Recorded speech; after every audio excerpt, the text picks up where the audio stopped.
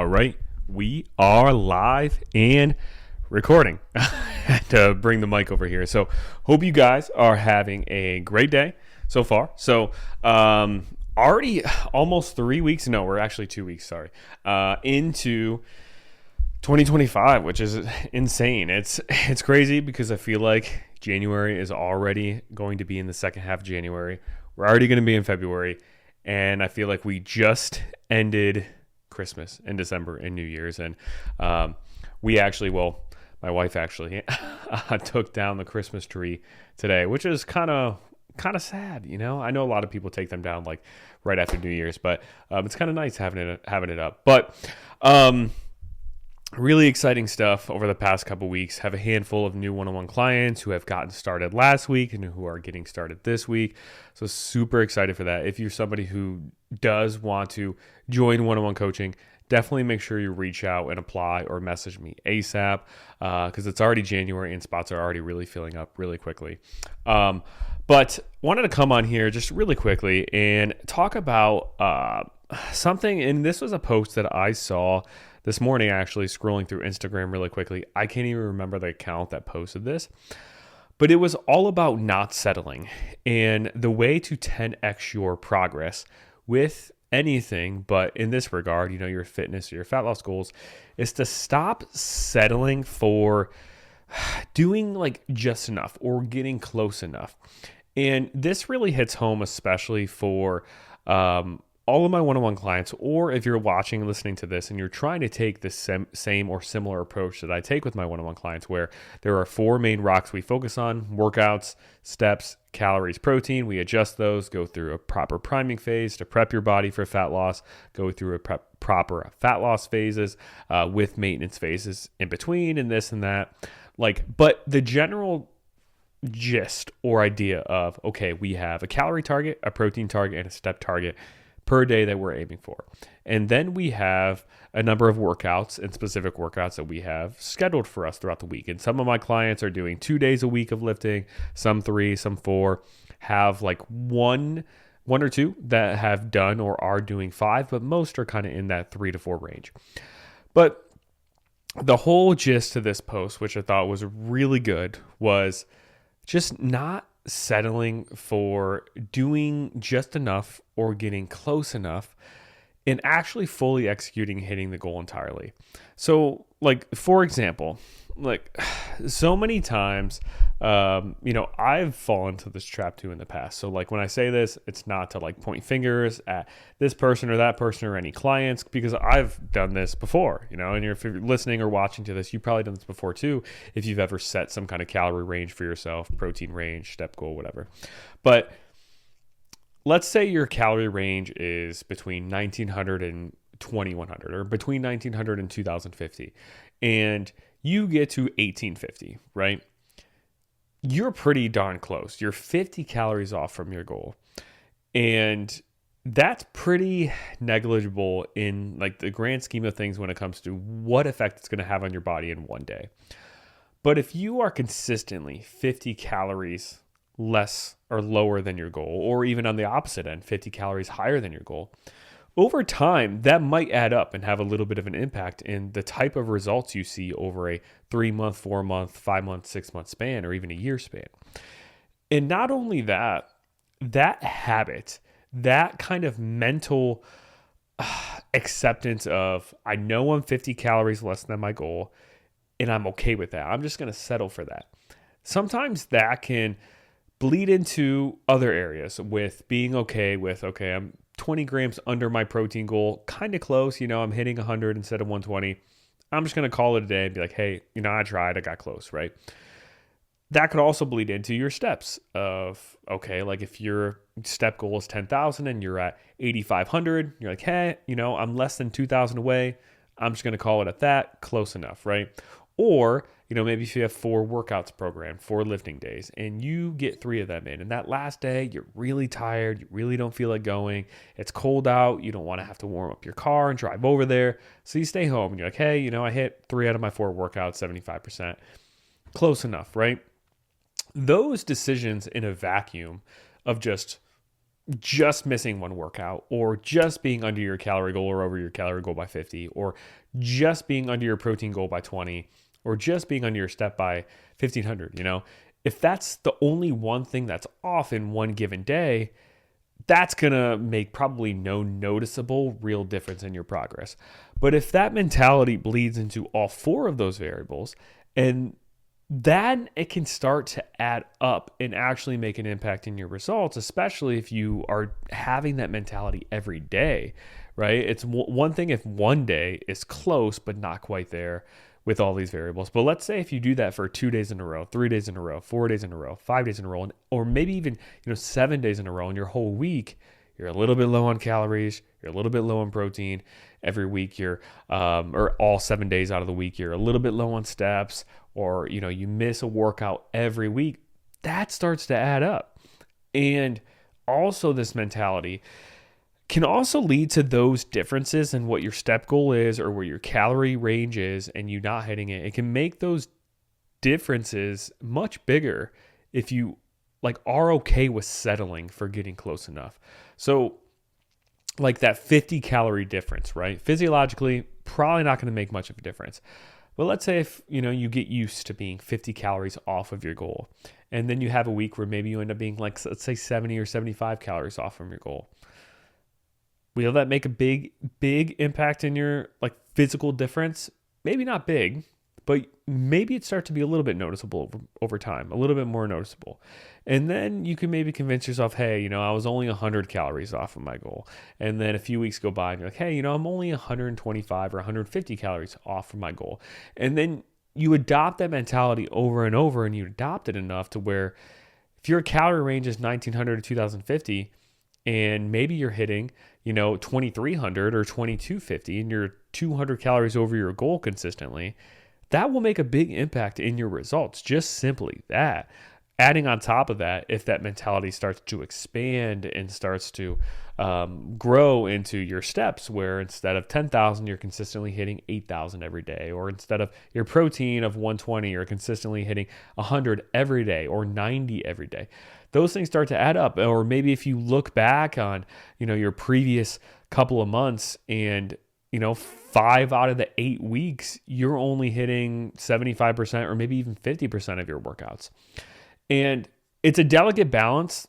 And this conversation was something that I definitely thought I needed to have with you guys. That's why I'm, filming and recording this.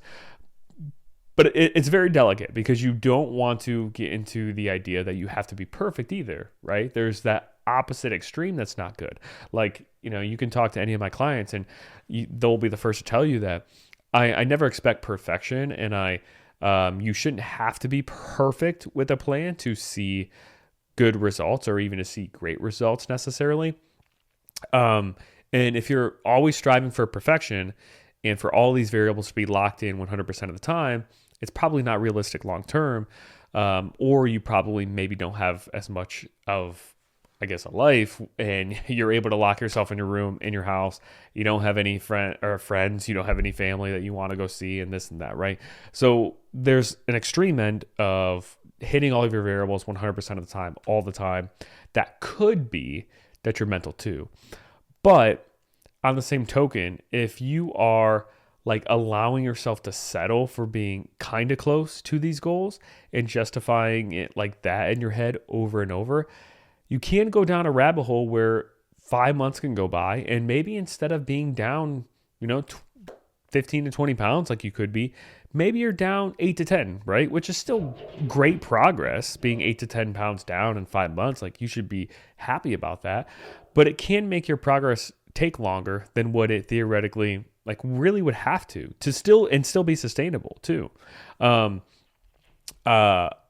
if you do this to such an extreme extent, always being kind of close but not dialed in, you also run the risk of maybe not making very much progress that's noticeable in a long span of time, because you're just giving yourself too much of a pass. You're almost giving yourself too much leniency in the disguise of balance, when really you're not really balanced. You're kind of a little bit more unbalanced of not being consistent most of the time. Now, there's a time and place for this, of being okay with being close enough or being close, right?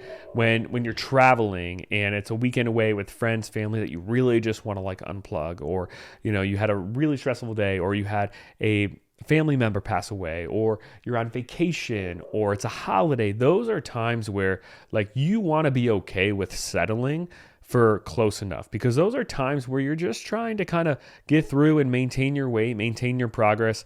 Those aren't the time periods where you're actually really trying to put your foot on the gas as much and really make the most amount of progress.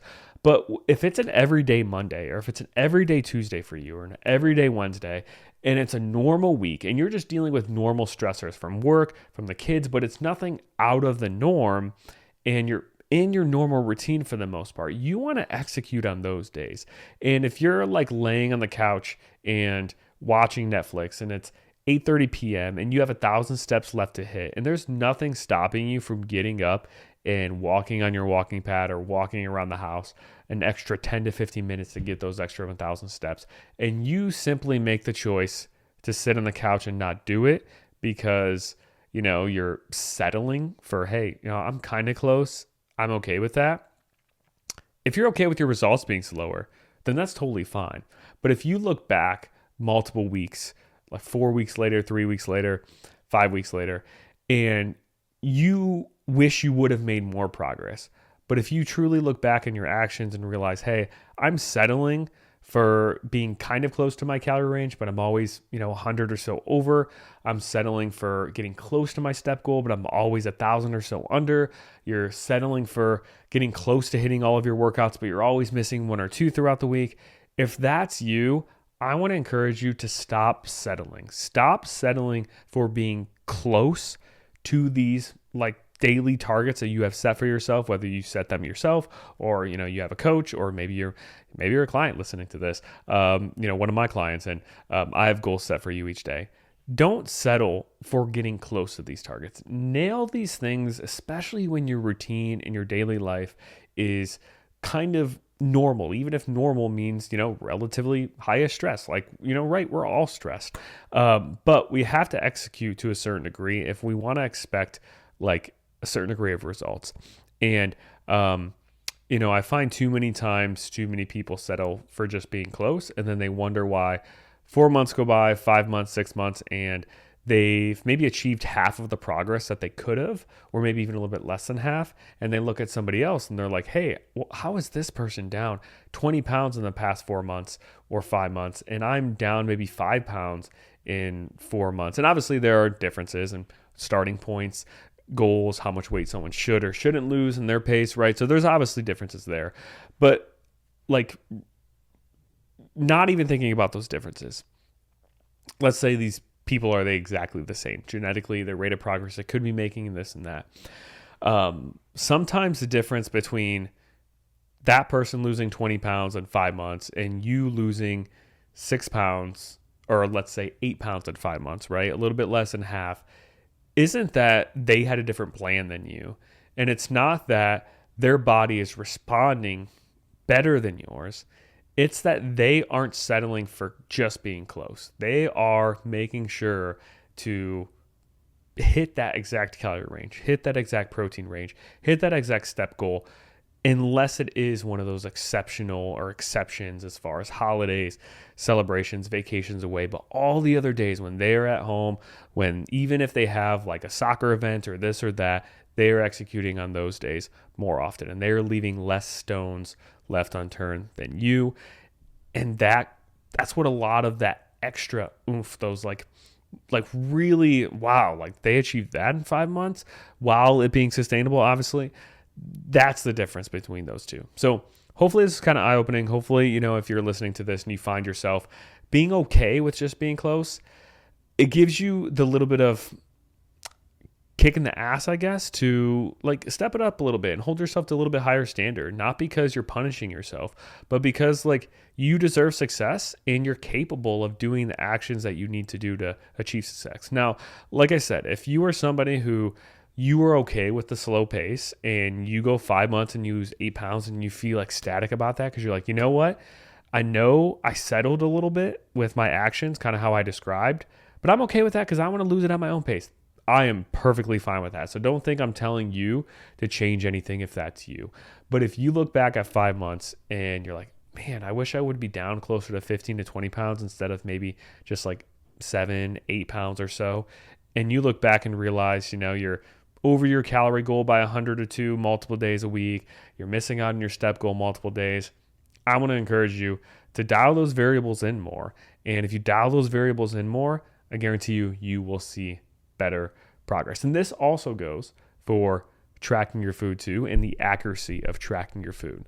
If you are at a restaurant because it's a celebration and you're forced to estimate your food intake and eyeball things, like that's what you got to do. And that's how we be flexible with this kind of food tracking thing, right? I don't expect anyone to ever take a food scale to a restaurant to weigh and measure things out. If you do, I will personally come up to you. I'm not going to hurt you, but I will probably take your food scale and slam it on the ground. But if you are at home and you're in the comfort of your own home and you are cooking food and you are eyeballing things because you feel like it takes too much work to take the extra 20 seconds to actually put it on the scale and weigh it and make sure what you're logging is actually accurate, and you're not seeing the results that you want, you have to pick up the slack there and not settle for just eyeballing things. If you're seeing the results you want eyeballing, then perfectly fine. Go ahead and continue eyeballing, right? You're seeing the progress you want. But if you're not, and that's a stone or that's a variable that you are, leaving on the table, you have to pick that up,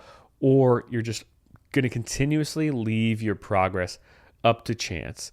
And that's what we don't want to do. We want to have control over our progress, control over our bodies, control over what changes we see or don't see, because that's empowering. We don't want to leave it up to chance. So hopefully this was helpful. Hopefully this was a little bit of a wake-up call if you find yourself settling too much.